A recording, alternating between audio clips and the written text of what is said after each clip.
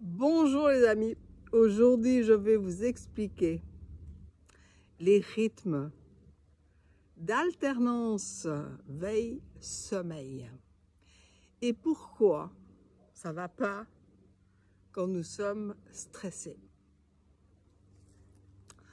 En fait, c'est pas pour rien que nous nous endormons le soir et que nous nous réveillons le matin. Ce sont deux hormones qui travaillent de concert, mais à l'envers. Il y en a une qui est sécrétée le jour et l'autre qui est sécrétée la nuit. Peut-être vous avez déjà une idée, mais je vais vous dire. Donc, le matin, au petit matin déjà, nos glandes surrénales vont se mettre à sécréter du cortisol.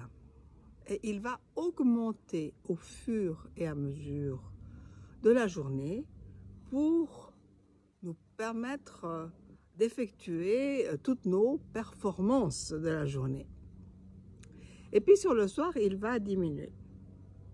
Et au moment où la lumière va commencer à baisser, où la nuit va commencer à tomber, il y a une autre hormone qui va être sécrétée, ça va être la mélatonine, qui va commencer à monter de plus en plus dans sa concentration pendant toute la nuit et le matin, elle va diminuer pour disparaître. Donc en pleine journée, vous n'êtes pas censé être endormi parce que vous n'êtes pas censé avoir de la mélatonine à bord. Alors attention avec les siestes parce que si vous faites des siestes trop longues, vous allez sécréter de la mélatonine en pleine journée et en fait, ça va vous donner la gueule de bois. Donc on peut faire des micro-siestes de 5 à 10 minutes, mais dès que vous dépassez les 20 minutes, vous allez entrer dans la gueule de bois de la mélatonine. Alors, je vous ai mis ça sur un graphique.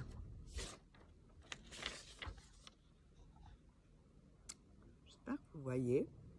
Vous avez en rouge le cortisol qui, comme vous le voyez, commence à sécréter le matin, monte, monte, monte, et finit par descendre le soir. Et inversement, le matin, vous avez le reste de la mélatonine qui est en vert qui va baisser jusqu'à plus du tout y en avoir et qui va de nouveau être sécrété en soirée et surtout la nuit. Donc vous voyez comme ces deux hormones sont absolument complémentaires.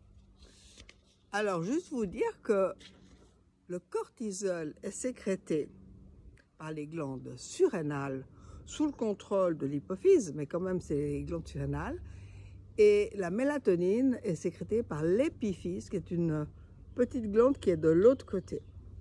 Voilà, donc cette magnifique alchimie se fait en nous. Et dès que nous sommes sous stress, donc nous avons beaucoup trop de cortisol à bord, et ce cortisol n'arrive plus à baisser suffisamment durant la nuit, et donc ça nous tient entièrement réveillés. Et on se dit, mais c'est pas possible, je peux pas dormir, je suis réveillée comme jamais. Eh ben ça, c'est le cortisol. Donc la seule option, c'est d'apprendre à faire des techniques de relaxation, de détente pour faire baisser votre stress et pour permettre à cette mélatonine d'être sécrétée en suffisance et le cortisol complètement disparaître pendant la nuit. Voilà, c'était ça, c'est le bel équilibre que la nature a prévu. Soyons heureux de ça. Merci à vous et à bientôt.